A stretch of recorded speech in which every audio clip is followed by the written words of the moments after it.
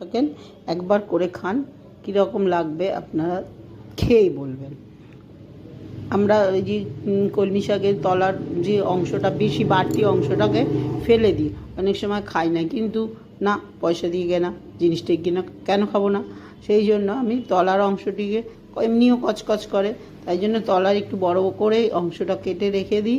এবং লাল নোটের যে বড় অংশটা একটু মোটা থাকে, সেটিও ভালো করে না কুচিয়ে কাটলে কিন্তু খাওয়া যায় না, তাই জন্য আমি এই অংশগুলোকে রেখে দিই।